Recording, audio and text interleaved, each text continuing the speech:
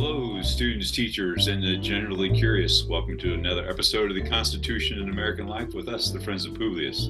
We are, from the University of San Diego, Professor J. Michael Williams, the pup of this foursome, a longtime teacher and civic educator coming to us from the hometown of Buck Owens, our bus driver, Mr. David Richmond, and Tim Moore, Deputy Director at the Center for the Study of the American Constitution at the University of Wisconsin-Madison, the guy with the longest title on this show, for sure.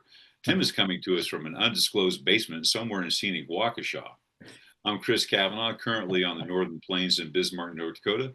We're four guys with a little bit of knowledge about history, the Constitution, and baseball, and not necessarily in that order. Today's intro comes to us from courtesy of the late, great Mr. Oscar Finke, known to thousands of his students as the Big O. He was my high school physics teacher at Vincent's Lincoln, and he was, as he was to countless others, many, many moons ago. Back when a teacher could spray a sleeping student with a CO2 fire extinguisher and still keep his job. Mr. Finke was the first person to pique my interest in science. Of course, I've never understood it much, and I still find the science of the natural world fascinating as well as perplexing. I remember the Big O exposing us to the ideas of Sir Isaac Newton, one of the great minds in the history of humanity. In fact, Thomas Jefferson had a bust of Newton along with Francis Bacon, John Locke, with Newton, Francis Bacon, and John Locke, his trinity of the three greatest minds, three greatest men the world has ever known, as Jefferson described them, at his plantation in Monticello. Newton had three laws of motion. I use his third law, which states that for every action, there is an equal and opposite reaction. This means that when one object exerts a force on a second object, the second object simultaneously exerts a force back on the first object that is equal in magnitude, but opposite in direction. These paired forces are known as action and reaction forces, and they always act on different objects. I use this to explain the events leading up to the American Revolution. The crown pushes on the colonists push back. The colonists push against the crown pushes back. You get the picture. I was taken back to my time in Mr. Finke's class by the book How to Stand Up to a Dictator by Maria Ressa, published in 2022. Ms. Ressa received the Nobel Peace Prize in 2021 for her efforts as a journalist to safeguard freedom of expression in Duterte's Philippines. If you're not sure about that, folks, you can look it up. It was brutal. Perhaps no one better understands that democracy is a fragile institution and one that is relies too much on truth and not bending the knee to authority, regardless of the threats. This takes courage. The same courage Gandhi exhibited in his 1922 trial when he made this statement: "I do not ask for mercy. I do not plead any extenuating act. I am here, therefore, to invite and cheerfully submit to the highest penalty that can be inflicted upon me for what in law is a deliberate crime and what appears to me to be the highest duty of a citizen. That duty was to push back." Rage Against the Machine had a song called Renegades of Funk. It was originally recorded by Africa Mambata and Soul Sonic Force in 1983. It contains the lyrics: "Planet Earth kept going through changes, and then the Renaissance came and times continued to change. Nothing stayed the same. But there were always renegades, like Chief Sitting Bull, Tom Paine, Dr. Martin Luther King, Malcolm X. They were renegades of their time and age, so many renegades." So I wonder, who are our renegades today? Who's out there demonstrating Newton's third law of motion? Who's pushing back today? And for the record, that CO2 fire extinguisher, it was cold. Yes.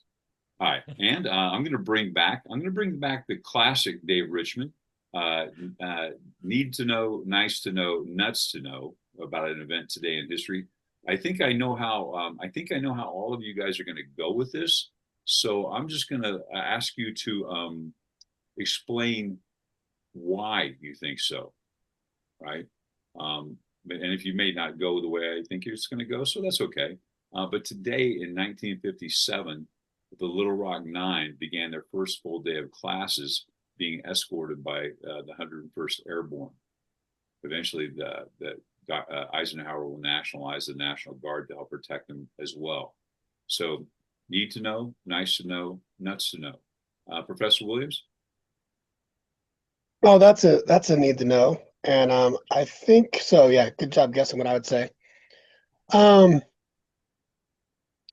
the why for me is kind of relates to what you were just talking about, Chris. It's like someone at some point kind of has to stand up and take a risk and have some courage to sort of force some social change. And yeah, what those kids have to take that act before um, the weight of the federal government's going to come and back them up eventually, right? So I think when I think about, geez, even my college students, right, much less the age of these kids, it takes a lot of courage to do that in that time, and I think that's something that we should all know. It's a need to know because I think it's inspiring to think about what human beings are possible of when they have enough courage.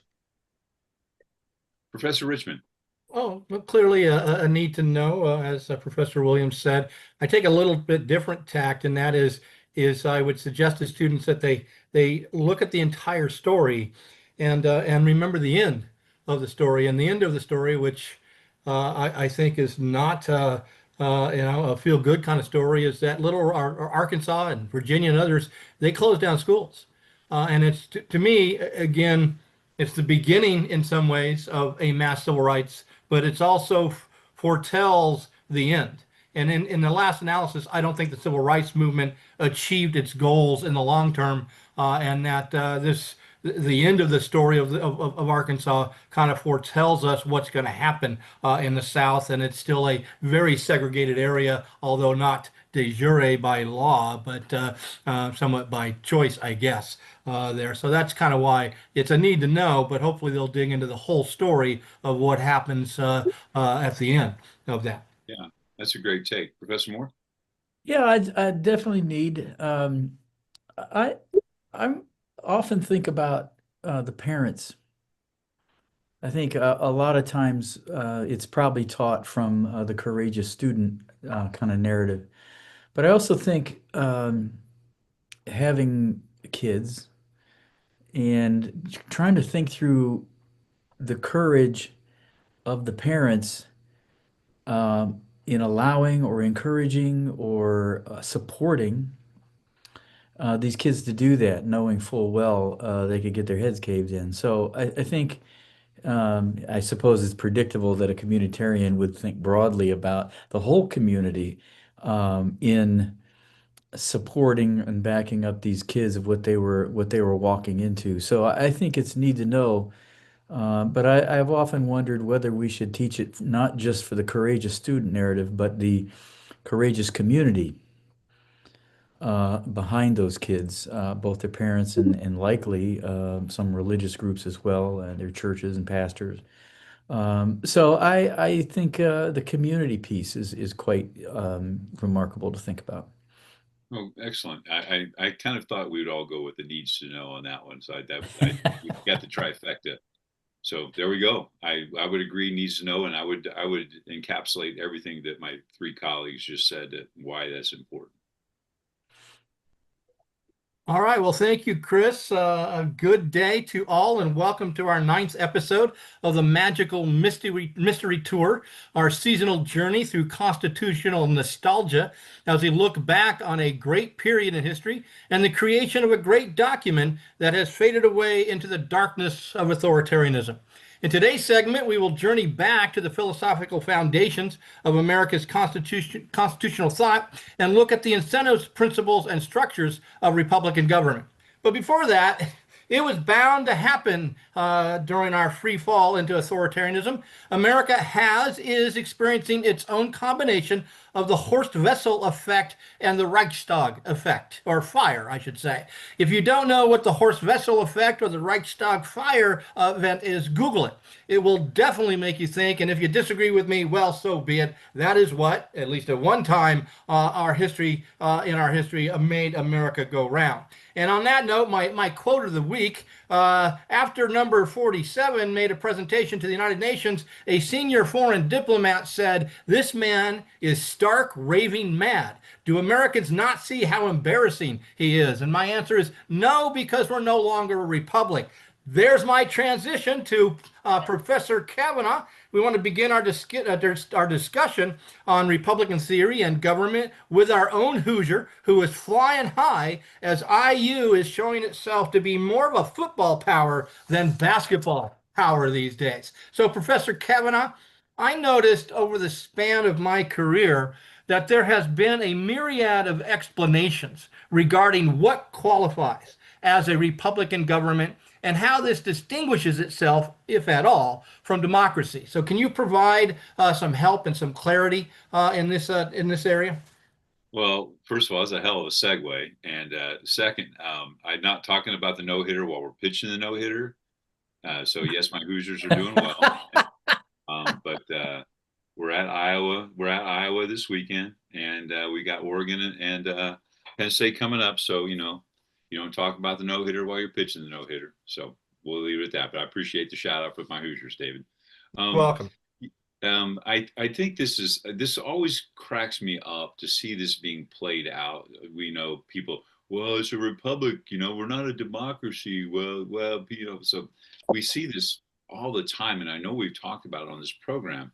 So I think Montesquieu, because the question deals with Montesquieu, and obviously we're going to get to Madison, James Madison, not Madison, Wisconsin, right? Named after James Madison. So I think you have to take a look at Montesquieu thought democracy was a type of a republic, right? Where the people hold sovereign power. Madison, he's the sharper distinction between a republic and a pure democracy. He defined a republic as a system of representation where elected representatives, they filter, that we talk about Fed 10 a little bit, where they filter through your elected representatives. He saw a direct democracy where all citizens vote on laws is dangerous. I think I would quote here, turbulence and contention in direct democracies. So when I think of direct democracies, I think of the traditional New England town halls, right? If you think about early on in the colonial era in New England, where you end up with these town hall, and I think I'm going to use the term, Tim, freeholders, is that the term, right? Freeholders, landowners, and members of the church, also important, would have a say in the running the events of the community. So I think that, I still think the best way to describe our system of government today is a federal democratic republic. I got to work in our favorite F word, federalism, because we know that. And, this idea of sovereignty going from colonial, governments to state governments to a constitution, and those layers of government that we still struggle with. But Madison even alluded to this in some of his writings, that you're going to have elections. We're going to have to determine who our representatives are, so the people will have a voice. So it is a very limited democracy, as it is kind of in the beginnings a limited republic, because again, white male property owners, church members, are the ones, in some places, are the ones being represented. David, you look. Well, I mean, first of all, I guess, I think of the We the People text, and I'll be honest, I haven't read it in a while there, but my understanding from Unit 1, which we are, now dealing with, does it say specifically under classical Republican theory that representation is one of the characteristics? Boy, I don't know if it says that. I mean, because of course it should, because it deals with ancient Greece and ancient Rome, and you have senates, you have elected bodies, right? And these people are elected by citizens, and of course we know that citizenship in ancient Rome is limited, citizenship in ancient Greece is limited. So I mean, so you have elections. So based on the classical and the tradition, I mean, I guess that's why I kind of had the constipated look on my face as you were talking, and I do that. That happens to a lot of people when I'm talking. Yeah, but that is under the classical systems, the Greek and Roman systems, and under other republics. You said we're a limited republic because not everybody's involved or represented. Isn't that the tradition? Yes. The republics don't have to represent everybody. They don't Well, have to I think. Let me 1 point, Tim. I think this goes back to the idea of having freeholders or landowners, because I think, and this goes back to Greece and Rome, is that when you have property, you certainly have a stake in how society is going to be run. And you want society to be run well, so your property, one, is protected, and two, you can prosper. And if you're going to prosper, that prosperity pardon this, will trickle down to everybody else in the community. So I think that's part of that. Tim, sorry, go ahead. Yeah, I think for at least for I made the mistake of reading most of The Spirit of the Laws this last week. Why? Um, well, I That's figured what he maybe does for a there's living. yeah, kind of that too. But I think a piece that also to add on to what Chris said, at least in Montesquieu's mind, is there has to be this notion that it's driven by the principle of virtue. He has this whole maybe we can get into this subsequent, but he wants to posit a major feature of republics operating under that principle that drives people's motives for the polis, for the community. So the question of representation, I would kind of see as we're looking at Montesquieu through Madison backwards because Madison has to kind of redefine what a republic is. And whether he does successfully or not is another issue. But I think if we insist on solely representation, that's a Madisonian reading of Montesquieu in my mind, at least. But virtue Yeah, is also critical. yeah. He talked about. I think Montesquieu talked about the love of laws of one's country. So you're going Yeah. to have that, and of course, Madison. The human nature is flawed, right? And individuals are driven by self-interest. Um, so there is a little that we get to Fed 51, and ambition must be made to counteract ambition. So there is a contrast there. Well, and then I appreciate the clarification there because I think the students need to know and be able to make that distinction between a Madisonian notion versus even a Montesquieu versus the classical thinking here, which is again what's really covered in the unit is classical thinking. And if I recollect, and again, getting it up there in age, I could be a little fuzzy on this. It talks about virtue an awful lot talks about Yeah. size, which we're going to get into here. But I don't remember it really talking about representation kind of thing. So, yeah, so I appreciate the clarification there. Mike, did you want to jump in? No, I mean, maybe I'm off on this. Maybe this is not what Montesquieu meant, but I've always taught that the language of republic, at least used by Madison, was really trying to distinguish like what is not a monarchy, right? It was like there's a simple distinction of like what we were creating was going to be not a monarchy, and then all those other things kind of got filled in. I'm not sure if I'm off on that or not, but that's the way I've kind of explained it. But if we go to Federalist 10, isn't he distinguishing between a republic and then pure democracy? Yeah, no, I think so as well. All Yeah, right. I think the key word there, David, is pure democracy, right? Because I mean, his idea is like with representation is, yeah, you do have elected representatives that filter and refine the public's views. So, I mean, he saw democracy where all citizens vote on laws as dangerous, right? But again, that's why I go back to the New England town hall meeting is maybe the best example. But even then, that was limited. And I think, and I, to go back to Tim's point about Montesquieu, which I think is very well made, but I still think Montesquieu may be looking back with kind of rose-colored glasses and elevating these ideas of republicanism from ancient Greece and ancient Rome, because let's face it, some of those guys in the Senate in the Rome, they were fairly self-interested.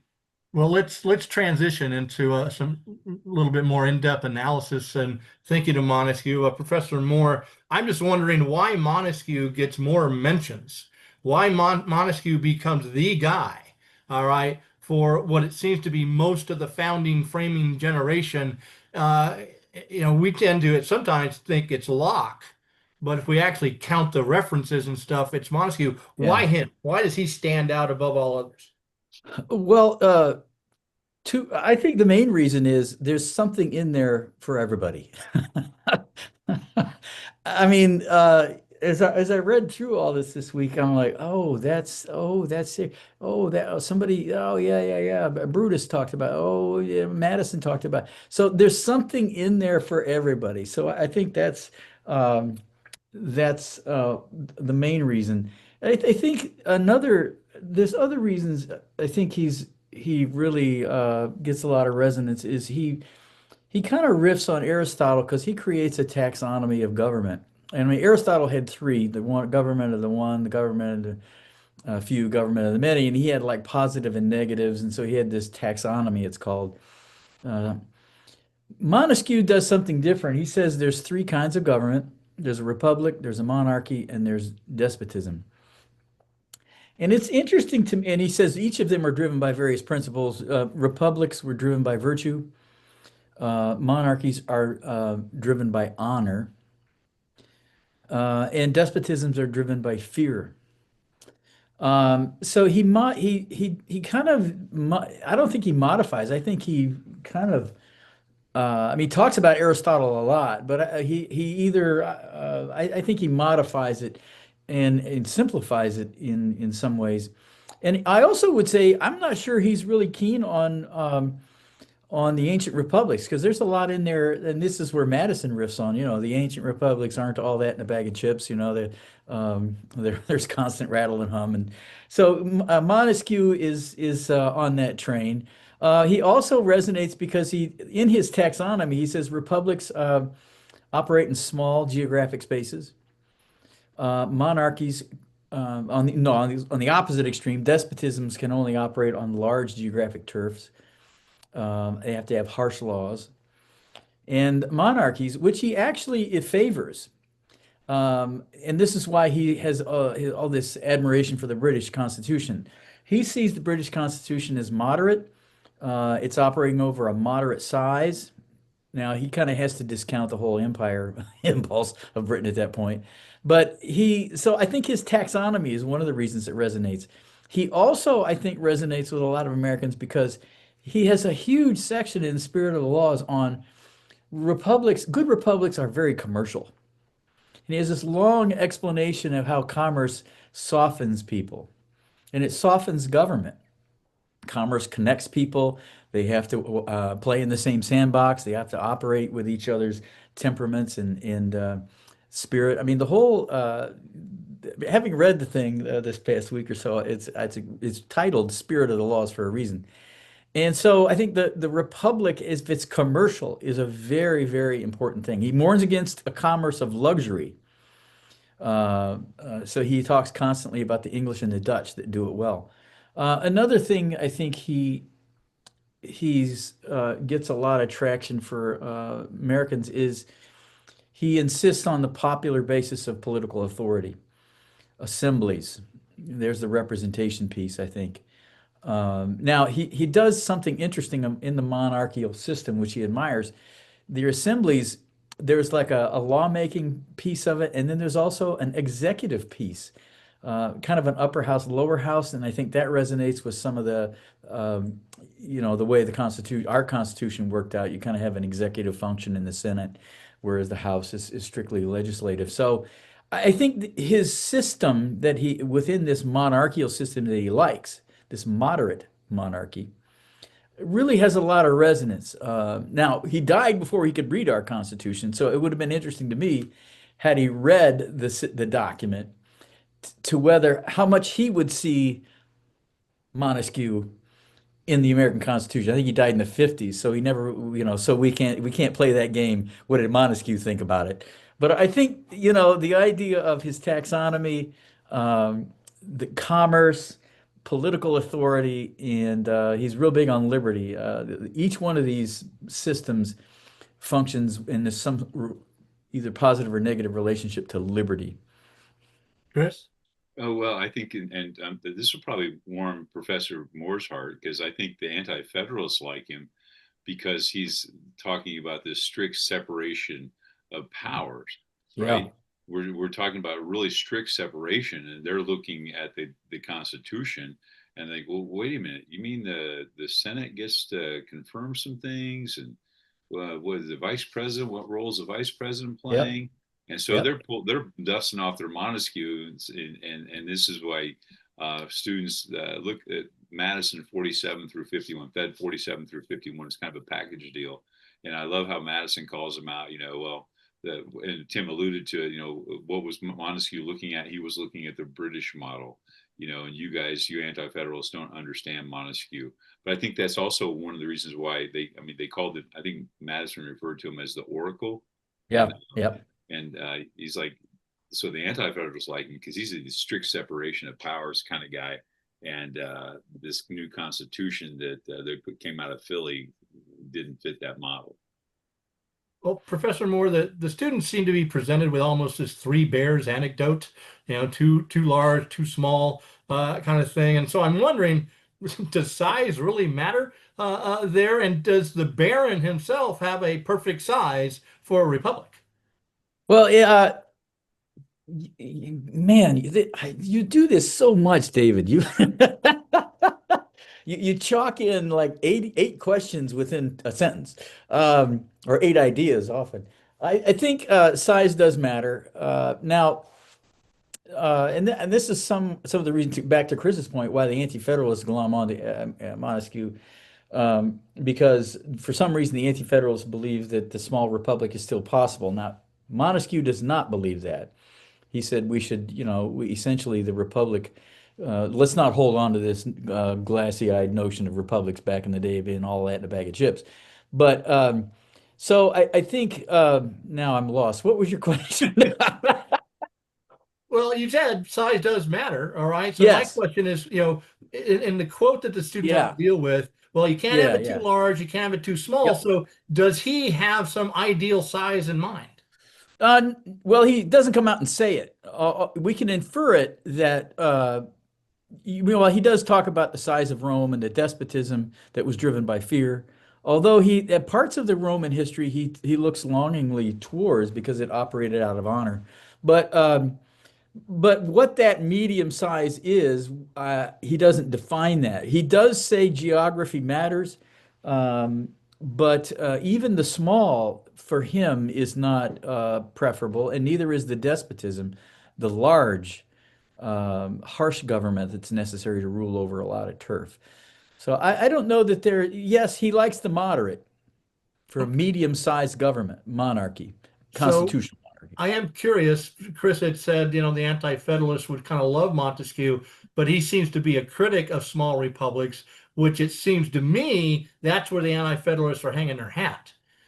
Yes, but the separation of power. I mean, this is why I'm saying there's enough in there for everybody. The separation piece that Chris referenced, the check and balance piece that Chris referenced, the anti-federalists are going to like that.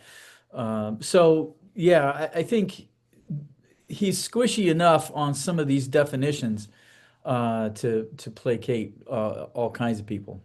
And just remember too, I mean, these were political arguments, and politicians, whether they be in the 1780s or today, they may not actually represent things 100% the way they were, so the idea that they're talking about the size of republics and going back to Montesquieu, who as Tim said, the very technical term is very squishy on the size of the republics, and so they can pull that out and say, well, again, the great Montesquieu, and this is too big because again, they're trying to hold on to local control. You can't have a republic as large as our nation is or could be. So I mean, it's easy for them to perhaps misrepresent. I don't know whether intentionally or not, to use Montesquieu to challenge the size of the republic. One of the things I think, in a weird way, that's attractive to Americans is I read this thing and I got the sense that in major parts, it wasn't particularly categorical. It's more sociological. So much of his reasoning is sociological and historical. It's not straight up political theory. There's a relativism in Montesquieu that he's not going to come out categorically and make balls and strike calls. He just observes stuff all over the planet and all over the timeline. So I think that's quite attractive. Maybe it goes to your point, David, why he gets so much traction all over the aisles. It's a sociological observation, and when you're making observations without normative opinions on it, I think that can be attractive for people trying to appropriate his ideas. And I think the same could be said for many of our own founding fathers. framers. Yeah, I remember we attended a workshop or a weekend seminar on who the real James Madison is, and we Yeah, both know that both conservatives and liberals latch on to Jefferson at different times in history. So right. their malleability, or whatever you want to call it, I guess makes them appealing across the aisle, somewhat like Montesquieu. So, Professor Williams, I'm wondering, to kind of bring us into maybe a little bit more presentist here, to what extent is the design of America's government a byproduct of fear of foreign nations and the necessity of self-defense? That is, when I look at this Montesquieu Republic, and then we've talked about separation of powers and all this, I'm wondering if the reality of our system, all right, the reality that we created a very strong executive with very, very significant military powers is a byproduct of fear, and that's something that kids have to consider when looking at the design of our constitutional structure. Yeah, I mean, my take on this is that in Philadelphia, the idea of or the fear of international actors was definitely on the minds of the framers. I don't know if I would say it's the number one, but I would say it's up there. Um, after the Treaty of Paris up through the Articles, um, we have British who are still occupying forts in places where they said they were going to get out, and we didn't feel like we had a response to that. We have Spain who's blocking off trade with the Mississippi, and then we have internal dynamics, Shays Rebellion, other things going on, right? So I think the idea that we needed a stronger union, we needed some sort of ability to protect ourselves from enemies from without and within. I think that had something to do with making the Constitution much stronger than the Articles was. Now, I would push back a little bit. I think in design, I don't think that the founders um, were created an executive branch with as much power as it's exercising today. I think in theory, and if you read through Article 1, the power to declare war, the power to raise armies, the power of funding, it's given to the legislative branch. Now, the decision with the executive branch was really, okay, is it going to be one or more executives there, right? And Hamilton and others were making the idea we need an energetic executive, and if we have more than one person there to make a decision, it's going to slow things down. So that's the idea of the unitary executive. And definitely they wanted an executive that was more energetic and could act in times of emergency more than they had during the Articles, for sure. But if you look at the first, I would say 120 years or so of American history, maybe with the Civil War being an exception there, I mean, it's working where when we face threats, it's a give and take between Congress and the executive. And we've talked about this in other episodes. It's really not until the turn of the 20th century that we see the begin of an executive that is going to grow much, much stronger. Than I think now, I know we might disagree on this statement. I think that by design, that is not what the founders had in mind. Now, did they make a mistake by being so vague in Article 2 that they left the door wide open? I can go there with you for a bit, but I do think we have some evidence of it working maybe the way the founders intended, that balance, that give and take, uh, times when the executive as commander in chief is able to command troops when there's an emergency, and also, but when there's going to be a war, that Congress has to weigh in and declare the war and raise the army. So um, I think that yes, it had something to do with it. They wanted something stronger than the Articles. My take is that if the founders were to come back right now in 2025 and to see the the the standing army that the executive is looking over, that I think they'd be quite surprised, and I think it would bother them. It would bother their sense of that balance that they were trying to get there between Article 1, Article 2. Tim? Yeah, I I couldn't help but think about the Second Continental Congress, the folks that brought us the Declaration as well as the Articles. And I think there's an element in the Second Continental Congress, there's a lot of fear that we're not recognized as a real thing.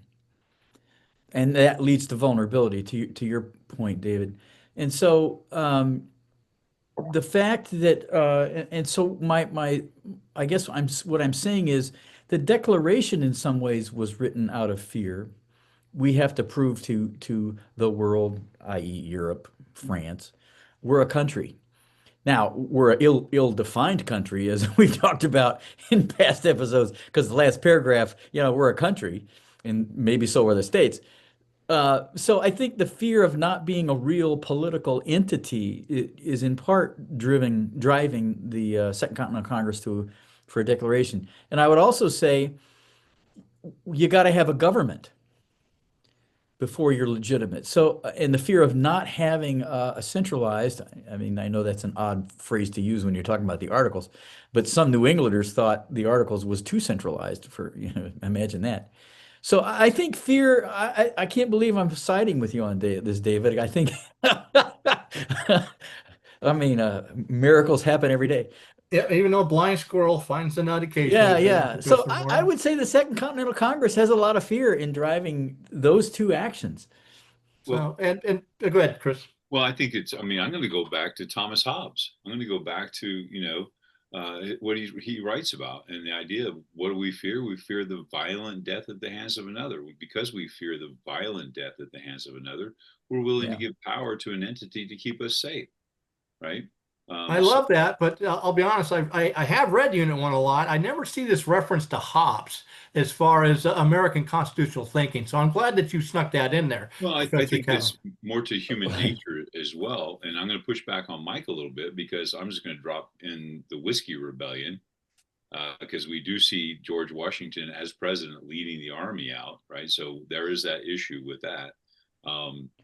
But I think Hobbes but for the most part, I would agree with what Mike said. But for students, there is that example of the president actually leading the military against those crazy farmers in Western Pennsylvania, because in Western Pennsylvania, it's always off the chain there. Just think about a whole community of Tim Morris students, and now you understand the importance of George Washington. That's why Washington felt compelled to lead the military himself, right? That's right. But back to Mike's point too, I can't help but think of the Pacificus Helvidius debate. So I'll put something in the show notes about that, because Madison says, I mean, these are the 3 C's. That Congress has the authority to commence, conduct, and conclude war. I mean, think about it. If you ask the American people about that today, is this a congressional power or is this an executive power? And people are going to say it's an executive power. Madison, father of the Constitution, right, would say no. It's Congress's authority to commence the war, declare war, Article 1, Section 8, Paragraph 11, conduct war because they have to fund it, and conclude it when the Senate ratifies the treaty. I would go ahead, Mike. Well, I would just, and this kind of contradicts a little bit of what I was just saying, but I do think there's this balance, right? There's this idea of like if there's an emergency, you need some energy to solve it. And I'm sure that's what Hamilton is whispering into Washington's ear with the Whiskey Rebellion. Like, this is no time to go to Congress. We got to go and stop this thing right away, right? And I guess an argument of why the executive is now not abiding by these 3 C's, as you point out, Chris, is I guess you can start looking at the world at the turn of the 20th century, and definitely after 1945, and say, well, isn't every crisis an emergency that demands immediate action? Has the world, have the environment of which we now have political systems in, just made this design a little obsolete for the risks that we face? Now, I don't know if I completely believe that, but I think the students need to think about just how different the world is today for executives than it was at the founding. Yeah, I've always struggled with that idea of exigent circumstances requiring the executive branch to act outside of congressional authority. So let's go to that topic, Chris. I was in preparation for this episode. I came across an argument that the reshaping of war powers in the 20th century, the rise of the imperial presidency, as Schlesinger talks about, the reshaping of war powers has undermined the principles of republican government. Would you agree with that? Yes. And why so? Wholeheartedly. Well, I just happen to have a book here. Let me see if I can grab it. students, I would recommend this. Is called Bomb Power by Gary Wills. And what Professor Wills is talking about is obviously the development of the atomic bomb changed everything, the creation of the national security state. So the idea that one person, the president, has the ability to order a nuclear strike, it completely expanded presidential power. And so absolutely. And I think we also, in kind of dovetailing our discussion a few minutes ago, you also see a Congress that is willing to acquiesce, if you will, or to surrender some of that power to an executive.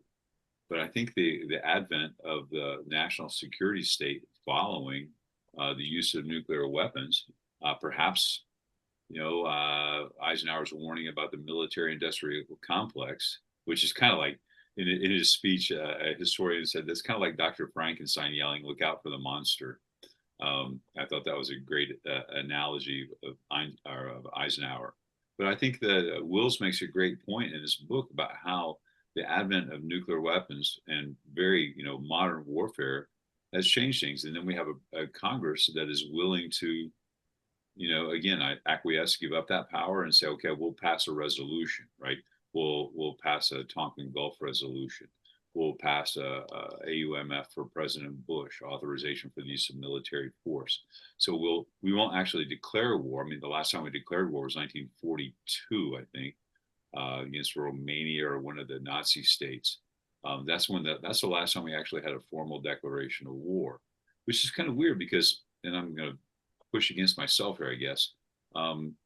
So Japan bombs Pearl Harbor on December 7th, 1941. And this, travel being what it was in 1941, communication being what it was in 1941, we get a declaration of war on December 8th, 1941. So right. I struggle with the idea that, well, because things are modern or weaponry is too dangerous, that we have to write Congress out of the picture. We did it a day after the bombing of Pearl Harbor on that Sunday morning. Right, and Gary Wills is exactly where I got the reference on this question from.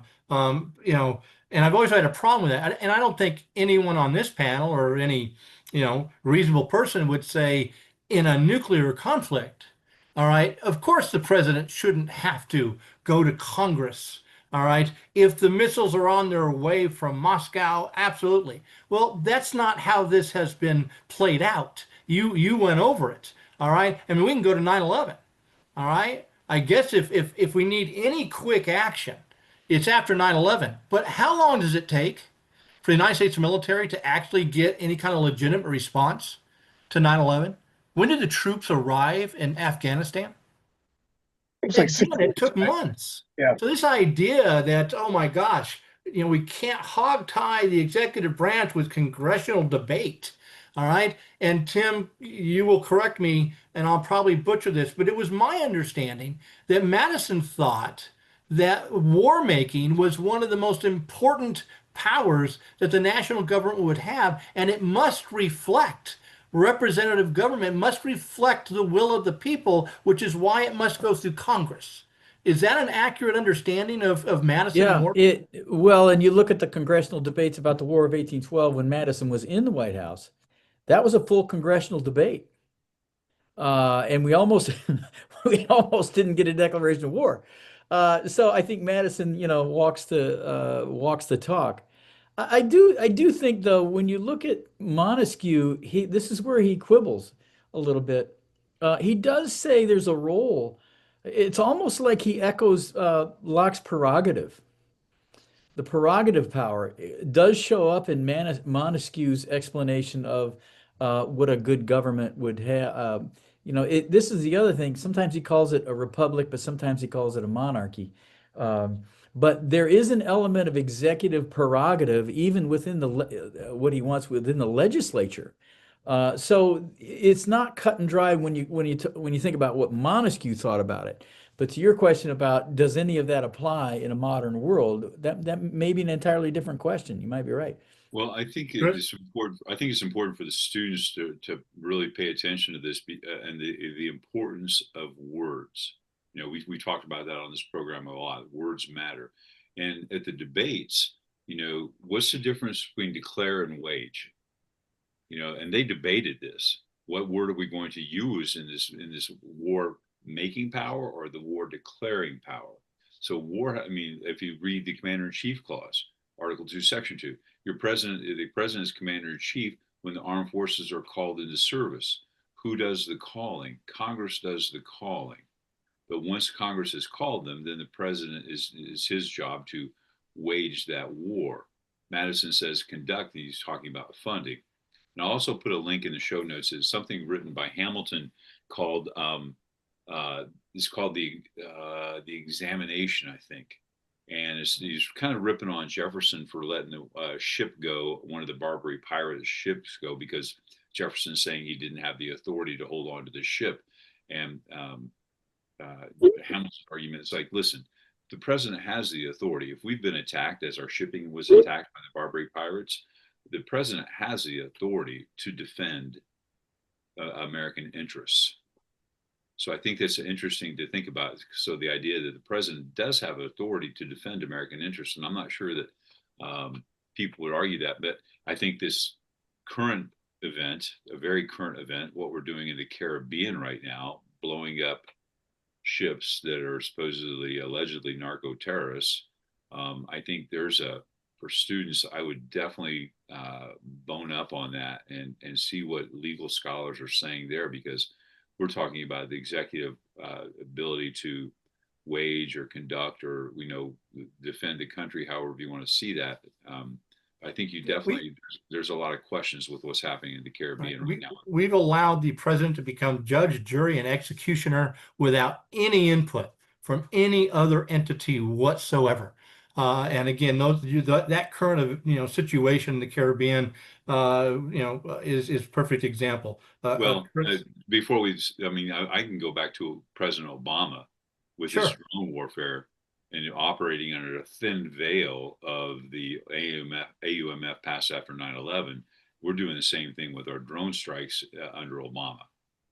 Well, no, and again, Mike talked about the 20th century and the rise of the imperial presidency. I mean, we can go back, and I think it's predominantly a post-World War II event. We can look at the covert operations done outside the realm of accountability in the 1950s with Eisenhower. We can look at Vietnam and our involvement there outside the realm of accountability and representation, one might argue. So no, this is not a current administration problem. This is something that's built up over decades and decades, which again undermine these principles of Republican theory.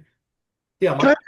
I'm just going to throw this monkey wrench into it, because this has really got me thinking about these categories that Tim started off with. And I'm wondering, I mean, I see the United States at the beginning of the 20th century as kind of like a wannabe empire. And I see after World War II that we are an empire. And I don't know if anyone else has coined the idea of a democratic empire or something. But it seems a soft empire. That's the language that I've been reading. We were a soft empire versus the other European empires. Yeah, and it seems to me that maybe, I mean, the way you frame this question is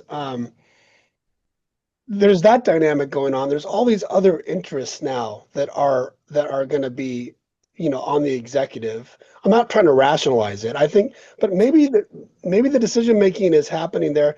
And the other thing that reminds me is just like, Lincoln's famous idea was that, you can only do as much as public opinion allows. Like I can go in a democratic republic, you go as far as public opinion allows. So it seems to me that all this stuff we're talking about, and I know this is implicit in our conversation with what's happening in the Caribbean or what happened with the covert operations, if the public doesn't push back, then there's no counterweight there, especially when Congress is not going to do anything. So it's a combination of of a growing apathy over the last 40 to 50 years, and also maybe with this idea of just maybe we are not categorized as a democratic republic anymore for a variety of reasons. Maybe we need to think about this international dimension and how that affects what Congress and the executive think about their abilities to do stuff internationally. Well, and the problem with public opinion shaping foreign policy and foreign action is look at the history of it. All right. The executive branch has gotten so advanced, sophisticated in the shaping of public opinion that initially Americans rally around the flag. All right. Vietnam. I mean, most Americans didn't even know where it was, but oh, we got to go there because the dominoes are going to fall. Yes, they eventually, it's both Vietnam and the war against Iraq rally around the flag, 90% approval rating until things start getting messy. And then public opinion seems to shift fairly quickly. Except we don't want to get out, and lose our honor. And so we're stuck in these debacles for a very long time. And so this idea of public opinion, I've always been a little skeptical of because Americans would have to have knowledge in order to have informed public opinion. And we don't have any knowledge about the world around us. Tim, you're chuckling. Yeah, well, Montesquieu said that exact same thing, and that's why he wanted the upper branch of the legislature to have a foreign policy function because he didn't trust the democratically the demos branch to have that kind of power. So he anticipated the ignorance issue that I think we're thinking about here. Well, So, go ahead, Chris. sorry, just to illustrate that, I had a student once years ago at a state competition for We the People. It was on executive power, and she had busted out the commence, conduct, and conclude.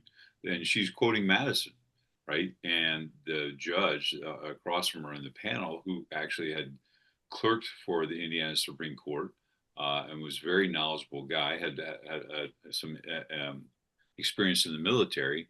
In his feedback to her, which I was really upset with, he said, "Well, there's no way I would want you to be my commander in chief." And I'm thinking, dude, she's quoting James Madison to you, and you're kind of ripping on this young lady for actually having a pretty informed opinion about something that speaks to the lack of knowledge, of constitutional knowledge that people have.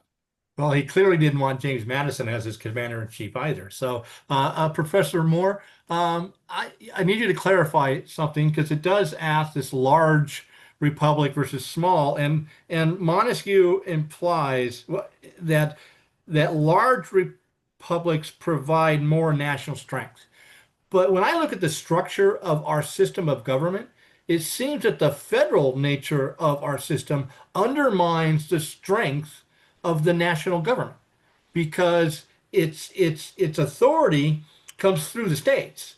All right, and so it's not a singular unitary national government. It's a federal republic, a federal union, and that seems to undermine. Now, I may be thinking outside the box or just under the influence of something there, but I'm wondering what you think about that. Well, Montesquieu would say he would have a, I'm going to speak for the Baron right now. I think he would look at the geography of what we are, and he would say, really, come on now, Republic. Okay, Chris, Democratic Federal Republic. Come on now. I mean, he would look askance at the geography. I mean, he would stumble at the geography door. He to call ourselves a republic, even if we confined ourselves to our continent, is you can't do. He wouldn't be able to do that with a straight face. Let alone our foreign policy that's expanded certainly in the 20th century.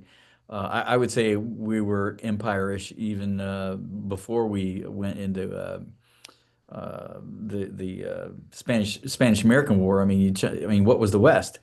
What was the war? What was the Mexican cession? So I think he would look at the size of our nation and wouldn't even call us a republic. I think he would take us to task in our to Chris's point, and how we define terms. I don't think he would buy that at all, because at some point, the size of the country means you're going to have what he calls a harsh government.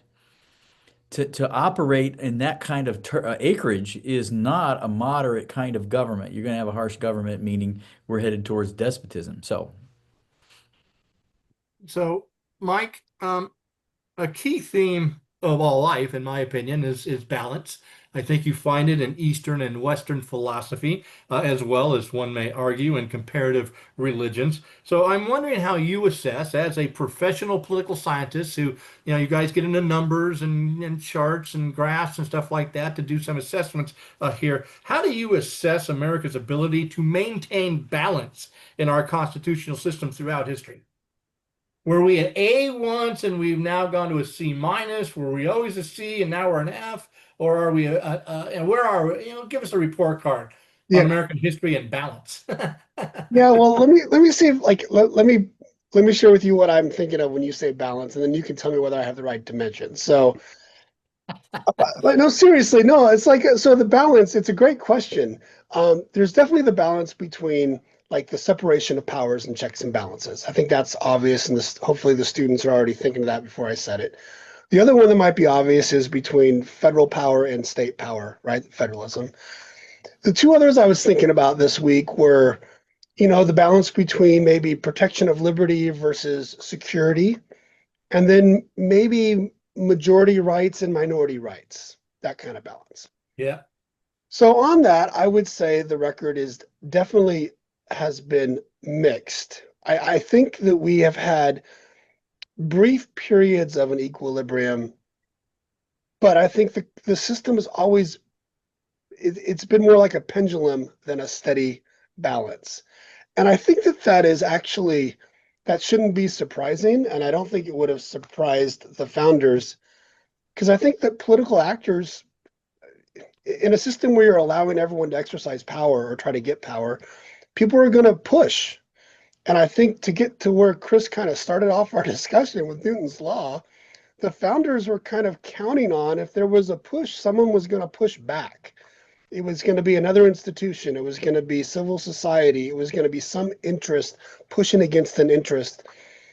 And to the extent that that has happened, that's where you find the balance.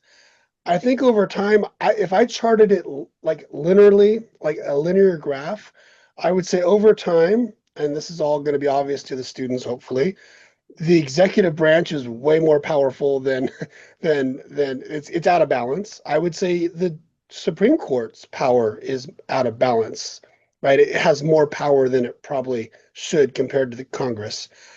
With the federalism, that has shown a little more back and forth, and maybe right now, with the given of a swing back to state sovereignty, state rights, whatever we want to call it, maybe we're definitely more balanced than we were on that, I would say 40, 50 years ago. I don't know if it's a perfect balance. And then liberty, security, majority, minority rights. Um, I don't know. I would say that there is a steady line of maybe giving up liberty for security. I think that's that would be my guess. And majority, minority rights. I think there's been blips of minority rights being protected, but for the most part, probably not. So I don't know if that answers the question. I know that's not an easy taxonomy like Aristotle gave us, but I think it's wonderful. I think you covered a myriad of ways to look at this idea of balance. And again, the kids are asked to deal with this theme within our system. And so I thought you did an excellent job of talking about the variety of Yeah. ways that you can look at Yep. that theme. Tim, you wanted to jump in? Yeah, I think again we're channel the good Baron. He talks. It's amazing how much he talks about commerce and business. And I think just his warning about like when a country goes from honest commercial republic to a commerce of luxury, that's out of balance as well. So I think to add, I mean, I too really like Mike's. He did the political science thing. He created these categories and talked about balance within each of those categories. I saw what you did there, Mike. I saw what you did. But I would add a Montesquieuian. I guess that's a word. Okay. A Montesquieuian category of is there commercial balance? And he would have some real problems with protective tariffs because that's out of balance in terms of what a real commercial republic should be. I'm curious, Tim, because Montesquieu, you say, dies in 1750s. Did he Yeah. influence Adam Smith?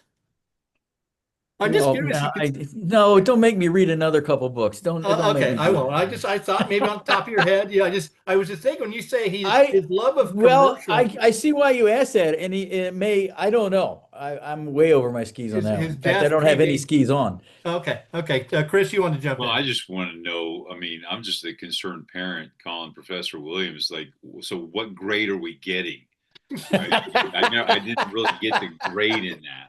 Well, So, if he's a normal university, all the kids get A's now. All right, he doesn't want to deal with like we do in high school with angry parents about grades. So I mean, the average grade point average at Harvard is 3.75. I mean, that's well, average for those are crying out smart loud. kids at Harvard. You would. It's not like the local community college. Not that there's anything wrong with the local community college, but I mean, you asked for a letter grade. I want to know where my money's going. Okay, And we get an F on separation of powers and checks and balances. We get a C on federalism and C plus on liberty, security, C minus on majority minority rights. there's your full report card there, Chris. What do you think? We're not making the honor roll this term. All right. I thought it was like standards-based grading, so I was very unclear with me. I need the old letter grades. I thought he did standards based. I thought he did an excellent job there with a horrible, heavily, what's Tim say? I asked too many things in one package there, and I thought you did an excellent job with that. So time, gentlemen, for our final thoughts and recommendations for students and teachers dealing with Unit 1, Question 1 on Montesquieu and classical republicanism. Professor Kavanaugh. I say this a lot in these questions, especially when we're dealing with older history. And obviously, going back in Unit 1, you're going to be dealing with the ancient times in terms of Greece and Rome, as we mentioned earlier. So, students, be really careful. There's no straight line from today to then. You can't go 2025 back to antiquity. There are a lot of twists and turns and a lot of twists and turns. And even though we're dealing with guys like Montesquieu and Madison to a degree, they're also flawed guys that we have to take some of the stuff that they say with a grain of salt. So just be careful about trying to make that straight line. Now, which is not to say you certainly couldn't take some of our discussion about towards the latter part of our discussion about where we are today in terms of war making power and national security. I think those are very pertinent points that Dave brought up in our discussion as it was playing out. And you can apply Hobbes, and as I mentioned earlier, in some of these sites, but be careful about making that straight line comparison. That's all I'm going to say about that. Professor Williams. Yeah, I'm not sure if this can be helpful for the question, but I want to riff on something Tim, because Tim, I think, read the most Montesquieu maybe out of the four of us this week. So this, You think? yeah, this commerce of Yes. I'd have the students think about the two things that were mentioned there. That Montesquieu said for a republic, the driving factor is virtue, and that he warned against a commerce of luxury. And the reason I bring that up is that there's a more contemporary kind of theory out there about virtue in the United States and why, if you take the argument that we are not as virtuous as a society as we once were, and we could get into we would measure that, but if you say that, there's a theory out there that we've just, over the last 50, 60 years, we've become too affluent. We've become too fat. We've become so focused on consumerism and getting stuff that it's made us kind of lazy when it comes to public spiritness or even industry. And when Tim brought that up, that's something that Montesquieu was thinking about back in the day. And as we think about this push-pull and the role of citizens and making balance in the system, I just couldn't help but think about whether we are definitely in a commerce of luxury. Well, at least some of us are. I know it's very different throughout the population, but I don't know. Thinking about that and how that relates to virtue, I think that students could have some really good discussions with themselves about that to connect their own lived experience and this idea of virtue and a democratic republic. So, Professor Moore. Yeah, I would strongly urge students in Unit 1 to really digest Montesquieu's taxonomy.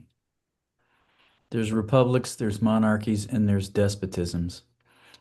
Really digest that, and if you want to take it to a whole nother level, be able to do some compare and contrast with Aristotle's taxonomy. If you can do that with in Unit 1 with a panel of judges, you're going to separate yourselves very, very effectively. So I think a key to understanding, it's hard to understand Montesquieu, by the way. But I think if you can digest his taxonomy and the motives that drive each of those kinds of regimes is quite would be quite helpful. Dave, can I take one more? I'm sorry. Sure. Just real quick, students, make sure you read that first bullet carefully, guys. Just looking at my questions I have them printed here, and they use the word colonists in that first bullet, right? And be careful, so that I think that adds something, or maybe detracts something from the question, talking about these different threats that we kind of mentioned. But they use the word colonists; they don't use the word citizens. So anyway. Well, gentlemen, I appreciate your thoughts and insights. Just one thing, I guess, students and teachers, is Mike's assessment of, I think it's the second bullet in this question of balance. I'd probably be a little bit tougher. Well, I don't know if I'd be tougher grade. I would say that in the lifetime, at least of three of us, and maybe all four of us, I think we went from maybe a B in this theme of balance of a large republic and a small republic, what Montesquieu talks about there, to an F, and that is we have allowed our system become so imbalanced between national state, between the branches of government, between liberty and security, that we are a failed state in some regards. That's one person's opinion, but take it for what it is there. The other thing I would say is that not often, I just want you to think about this, students. Not often will you hear somebody say, I couldn't help but think about the Second Continental Congress. Not a lot of Americans are going to wander off into the dreamscape of the Second Continental Congress, but our man from Western Pennsylvania does so quite frequently there. So just keep that in mind as you ponder whatever it is you ponder, students, during those periods of the day. In our next session, we're going to be looking at a Unit 6 topic and Abraham Lincoln's Gettysburg Address. I know that Professor Williams is just so excited about this since he's been immersed in Civil War history here for the last year or so. But that'll be our next session. So until then, peace, love, yoga, tacos. Bye-bye. Bye, bonds.